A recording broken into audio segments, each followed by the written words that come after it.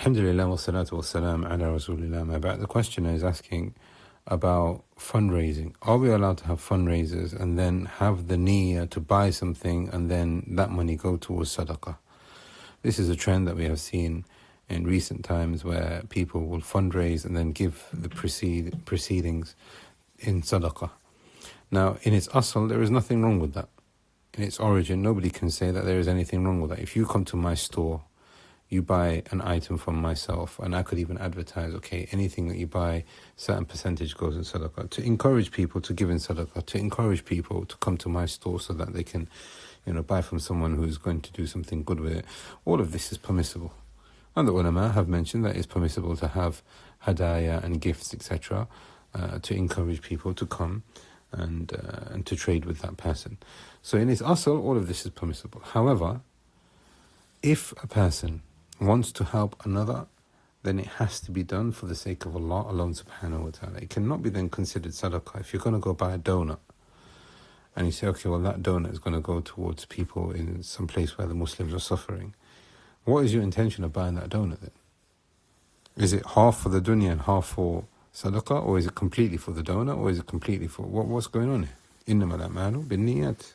Actions are by your intentions, وَإِنَّمَا لِكُلِّ امْرِئٍ مَّا نَوَىٰ, and you will be rewarded for what you have done according to your intentions. And one of the biggest things that the Messenger of Allah ﷺ feared for us was a riya. People do things attaining some kind of worldly benefit, showing piety, but they're gaining worldly benefit in exchange. So I will say, in its asl, this thing, there is nothing wrong with it. However, the way that it's being adapted and the way that it's being manipulated today, it's very dangerous, to the point that people will have fundraisers and dinners on behalf of people who are starving. Come and eat and have a 3-course meal, pay 20, 30 pounds, we'll give the proceedings towards people who are starving. Let me give you an idea that happened at the time of the Messenger of Allah sallallahu alaihi wasallam. A well-known hadith you have heard, but this happened more than once. There were people who were suffering from some kind of poverty, and they came to the Messenger of Allah, they came into Medina. Sahih Muslim. And they said, Ya Rasulullah, can you please help us with some kind of sadaqah, because our people and our tribe are suffering with such and such. The Messenger of Allah ﷺ calls out and he says, give these people sadaqah. And people weren't coming forth with it.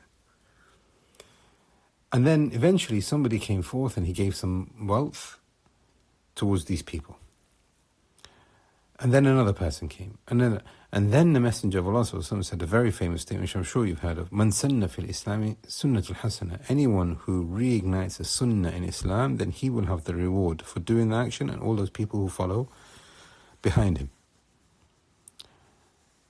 Therefore, here now, the Messenger of Allah, similar situation that we've got. People have been afflicted with an earthquake, people have been afflicted with whatever, war, whatever it might be. What was the approach of the Messenger of Allah? Did he say, let's go into the souq, let's go into the market and start selling stuff and give the proceedings to these people?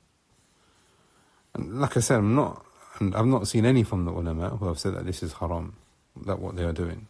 As long as it fulfills the conditions of trade and that they are trading things which are permissible and there's nothing haram involved, like mixing and music, etc., of course. But in its origin, you come to my store, certain percentage goes in sadaqah. That's fine. But now look at my intention. Why am I advertising that? Look at your intention. Why are you coming? Are you coming to buy the item, or is it sadaqah? What's going on?